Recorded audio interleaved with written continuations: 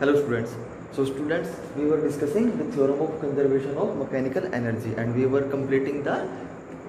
discussing the proof of this theorem of conservation of mechanical energy, and we have till now we have done the half part of this theorem, derivation, and now we will proceed with the further part of the derivation. The remaining we will do the remaining part of the derivation. So what we have done till now, we have arrived this equation where work done is equal to work done due to total forces, that will be equal to work done due to external force plus work done due to total internal force. So this total work done, we have changed it into a change in kinetic energy. Now we will discuss these two parts. This part, the work done due to external force, then we will discuss the work done due to internal force.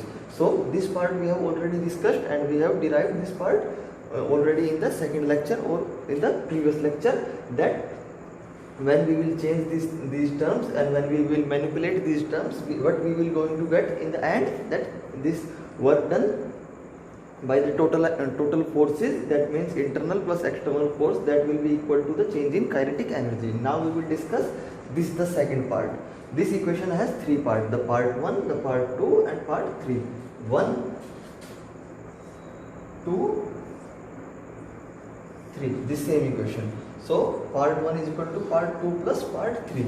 So we have already discussed part 1 in terms of energy, change this part into energy. Now we will change this part into energy, and then we will change this part into energy, and then we will sum these two, and then we will equate these two with the first part. So now we will discuss the second part. What is the second part? In this case, we have integration from point 1 to 2. What is point 1? That means the configuration, initial configuration before applying the external force. What is point 2? Point 2 is the final configuration which the system attained after we have applied some external force. This Fi is external force on the ith particle. Dsi is the small movement of the external small movement of the ith particle due to external force.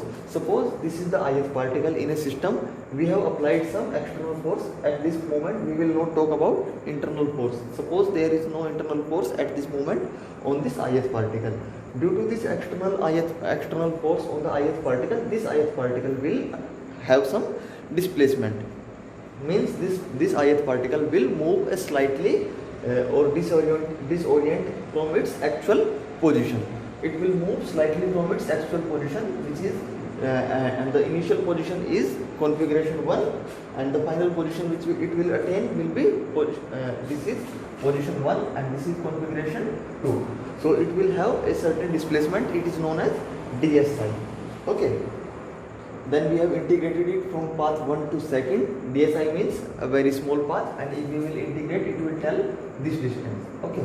So this is the work done, and then we have done summation of the all of the ith particle. We have done the work done by this part on this particle, work done on this particle, work done on this all these particles, and with the summation ith we have summed the total work done due to external force on the ith particle. So now we will change this term into some kind of energy. Maybe it may be in kinetic energy or potential energy, that we will discuss later on. So now the condition was that in the previous lecture we have discussed that there is one condition for external force, that either it will be a zero or it will be a conservative force. Conservative force means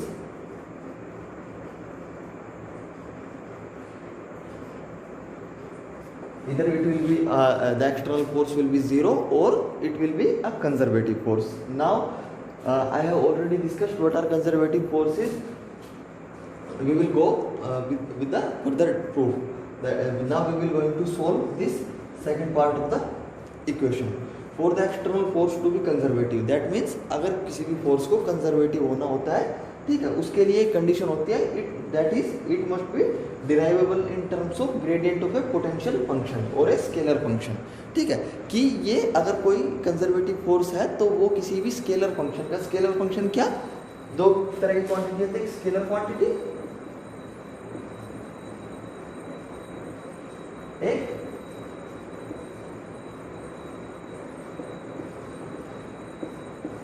vector quantity. Scalar quantity, we know that quantity which have only magnitude.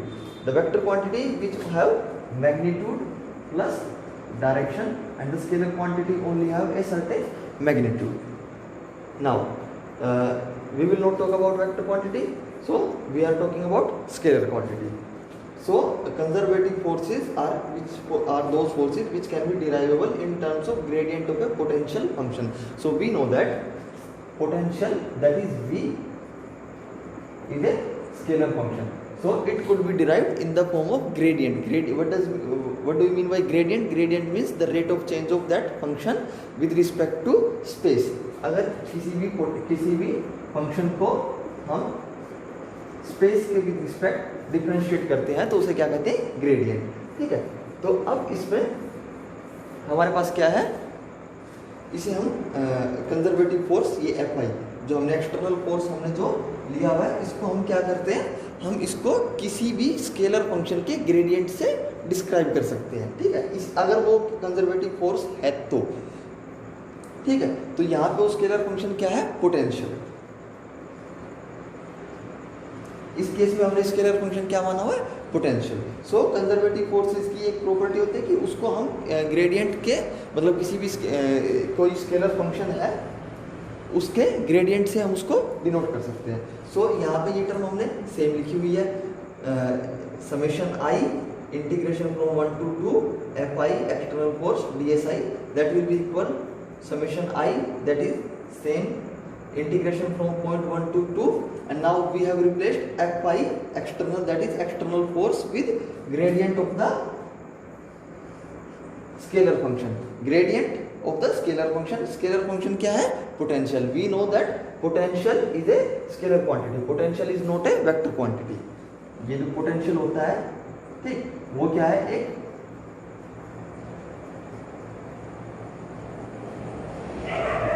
scalar quantity. This terms could be written as, gradient can be written as dVi, it will be minus dVi upon dSi. So gradient को हमने किससे replace कर लिया? d upon dSi से. ठीक है.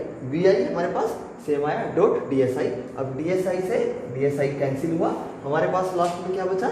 Minus summation i integration from point 1 to 2 dVi. अब इसको डिफरेंशिएट इंटीग्रेट करेंगे तो dVi का क्या होगा हमारे पास? Vi summation Vi from point 1 to 2. सो हमने इसको किस में चेंज कर लिया? पोटेंशियल एनर्जी में. ठीक है. वर्क डन को हमने फोर्स को, एक्सटर्नल फोर्स को किस में कन्वर्ट किया? वर्क डन में. और वर्क डन को किस में कन्वर्ट कर लिया हमने? इसमें पोटेंशियल एनर्जी में. सो ये क्या हुआ? चेंज इन, मतलब sum of the potential energy of the ith particle from configuration 1 to 2. ठीक है. कॉन्फ़िगरेशन 1 से और सेकंड के अंदर उसमें उसकी पोटेंशियल एनर्जी में कितना चेंज आया.